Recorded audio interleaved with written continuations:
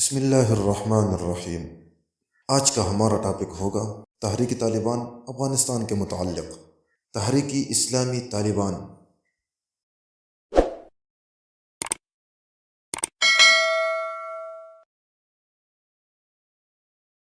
افغانستان کے سب سے مؤثر جنگی و سیاسی قوت ہے۔ ان کو مختصراً طالبان کہا جاتا ہے۔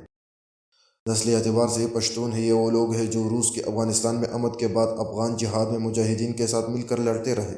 روس کو شکست دینے کے بعد مجاہدین کے آپس میں شدید چکلش کے باعث 1994 میں ظہور پانے والے تحریک اسلامی طالبان کے نام سے چند طلبہ کا گروہ تھا، جسے ملا محمد عمر نے قائم کیا اور انہی کی سربراہی میں بزور بازو افغانستان کا مکمل کنٹرول حاصل کر لیا اور اپنی حکومت امارت اسلامیہ افغانستان کے نام سے قائم کر لی، جسے وہ اسلامی خلافت قرار دیتے ہیں۔ اس تحریک کی ابتدا کس طرح ہوئی؟ باہمی خانہ جنگی میں اپنے مسلمان بھائیوں کا خون رائگاں جاتا دیکھا تو ملا عمر نے اپنے ساتھی طلبہ پر مشتمل ایک جماعت تیار کر لی، جسے آنے والے وقتوں میں تحریک اسلامی طالبان کا نام دیا گیا۔ اس تحریک کے بانی ملا محمد عمر رحمہ اللہ ہی ہے۔ اس تحریک کے ابتدائی دنوں کے حوالے سے تحریک کے آغاز کی داستان ملا محمد عمر نے 1996 کو قندھار میں افغان علماء کی ایک بہت بڑے مجمع کو سنائی تھی۔ تحریک کا آغاز اس طرح ہوا کہ ایک دن میں مدرسے میں طلبہ کے درمیان میں بیٹا کتاب پڑھ رہا تھا۔ اچانک کتاب بند کر دی، اپنے ساتھ ایک اور طالب علم کو لیا اور وہ ہم دونوں مدرسے سے نکل آئے۔ ہم سنگ حصار سے زنگاوت آ گئے۔ وہاں ہم نے ایک شخص سے موٹر سائیکل مانگی۔ اس شخص کا نام سرور تھا اور وہ تلقان کا رہنے والا تھا۔ میں نے اپنے دوست کو اپنے ساتھ موٹر سائیکل پر بٹھایا اور اسے بتایا کہ ہم مختلف مدارس کے طلبہ کے پاس جائیں گے۔ چنانچہ شام کو ہم ترخو آ گئے۔ اس دوران میں نے اپنے رفیق سفر سے کہا کہ ہم گھومتے رہیں گے اور یہ راستہ یوں رکھو کہ انشاءاللہ ایک انقلاب اور تبدیل ضرور آئے گا۔ اگلے صبح ہم پھر موٹر سائیکل پر سوار ہوئے اور ایک مدرسے میں پہنچے جہاں 14 طالب علم سبق پڑھ رہے تھے۔ ہم ان سب کو جمع کیا اور ان سے بات کی کہ آپ لوگ توکل کو محض ذہن سے نہ نکالے۔ میں نے انہیں کہا کہ دیکھو اللہ کا دین پامال ہو رہا ہے اور کچھ لوگ نے اس کو ایسا بنا دیا کہ دوسرے لوگ بھی برباد ہو رہے ہیں، برے بنتے جا رہے ہیں، ایک مخصوص طریقے سے مسلمان تباہ کیے جا رہے ہیں۔ یہ لوگ دوسرے مسلمانوں کو بھی فسق و فجور کا عادی بنا رہے ہیں اور فسق کو عام کر کے جاری رکھنا چاہتے ہیں۔ بدماش اور بدقماش لوگ تمام علاقوں پر قابض ہو چکے ہیں۔ رہزنی اور لوٹ مار جاری ہے۔ ہر راستے پر لوگوں کی عزتیں لوٹی جا رہی ہے، لوگوں سے مال زبردستی چھین لیا جاتا ہے اور قتل ہو رہے ہیں۔ میں نے ان طلباء سے کہا کہ ظلم و ستم کے ایسے ماحول میں درس و تدریس کا سلسلہ جاری نہیں رکھا جا سکتا۔ اس انداز سے یا زندہ باد یا مرد آباد کے نعرے سے یہ مسائل حل نہیں ہو سکتے۔ ہم آپ سے کہتے ہیں اگر دین کا علم واقعی اللہ کے رضا کے لیے حاصل کر رہے ہیں تو اللہ کے رضا ہی کے لیے اب آپ کو یہ سلسلہ چھوڑنا ہوگا اور اب یہ تعلیم جاری نہیں رہے گی۔ میں نے ان سے یہ بھی کہا کہ ہم سے کسی نے حصے کا وعدہ نہیں کیا۔ ہم اپنے وطن کے مسلمان سے روٹی مانگیں گے، معلوم نہیں وہ روٹی دیں گے یا نہیں۔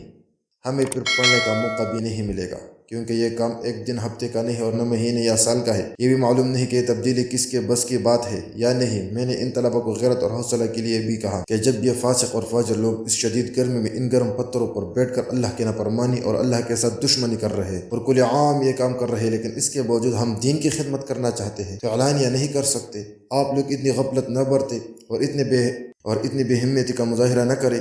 پھر میں نے اپنے منصوبے کو ذرا مزید مشکل انداز میں پیش کرتے ہوئے ان طلباء یہ بھی کہا اگر ہم نے کسی جگہ پر قبضہ کر لیا تو وہاں بیٹھے رہیں گے، لیکن یہ گلے شکوے نہیں شروع کر دیں گے کہ جی ہمارے تعلیم نہیں ہے، ہمارے پاس پیسے نہیں ہے، اسلحہ نہیں ہے یا روٹی نہیں ہے۔ ان سب باتوں کے بعد میں نے ان سے پوچھا کہ بتائیے آپ لوگ یہ کام کر سکتے ہیں یا نہیں۔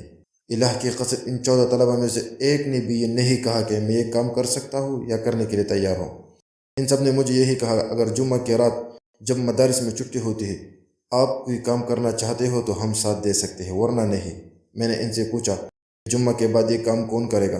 اللہ گواہ ہے بات بالکل اسی طرح ہے۔ اگر ہم یہ کام اسلحہ یا دوسرے وسائل کے بھروسے پر کرنا چاہتے ہیں تو دوسرے مدارس کے طلباء کو انہی کی طرح سمجھ کر واپس سیدھا اپنے مدرسہ میں آ جاتے، لیکن میں نے اللہ کے ساتھ عہد کیا تھا اور محض توکل اختیار کیا تھا، لہٰذا میں نے اپنے عہد کو پورا کیا۔ یہ سب توکل کی برکت ہے۔ اللہ نے میری مدد فرمائی اور میرے ساتھ وہ معاملہ کیا جو آپ لوگ دیکھ رہے ہیں۔ بہرحال ان طلباء سے رخصت ہو کر ہم دوسرے درسگاہ میں آ گئے۔ وہاں کے طلباء سے بھی ہم نے اسی انداز سے بات کی، بلکہ ان کے سامنے کام کو مزید مشکل بنا کر پیش کیا اور انہیں باور کرایا کہ یہ کام آسان نہیں ہے، لیکن اس کے باوجود وہاں کے سب طلباء نے جو 5 یا 7 تھے اپنے نام میرے پاس لکھوائے اور میرا ساتھ دینے کے لیے تیار ہو گئے۔ اور پہلے مدرسے طلباء سب ایک ہی امت اور قوم سے تعلق رکھتے تھے اور ایک ہی علاقے میں رہتے تھے۔ یہ نہیں تھا کہ یہ کسی دوسری امت کی تھی، اور دوسری امت کی یہ بھی نہیں تھا کہ یہ مولوی تھے، اور وہ جاہل ایسا بھی نہیں تھا کہ یہ مرد تھا، اور وہ عورت یہ سفید ریش تھے، اور وہ بچے ابتدا ہی میں عجیب حکمت تھی کہ مجھے ایک زبردست آزمائش سے گزرنا پڑا۔ یہی نقطہ آغاز تھا، اور یہی سے ہم نے تحریک شروع کی۔ ہم اسی طرح موٹر سائیکل پر گھومتے رہے، حتیٰ کہ عصر تک ہم نے 53 افراد کو اپنے ساتھ کام کرنے کے لیے تیار کر لیا، صرف توکل کرنے والے افراد۔ میں نے ان سب سے کہا کہ آپ لوگ صبح سویرے ہمارے پاس آ جائے، اور پھر میں اپنے ٹھکانے پر چلا آئے، لیکن وہ سب طلباء رات ہی کو 1 بجے ہمارے محلے میں آ گئے، حالانکہ ابھی 24 گھنٹے بھی پورے نہیں ہوئے تھے۔ ہمارے ایک مولانا صاحب صبح سویرے مسجد میں گئے تو دیکھا کہ وہ سب طلباء وہاں پہلے سے پہنچے ہوئے تھے۔ سبحان اللہ!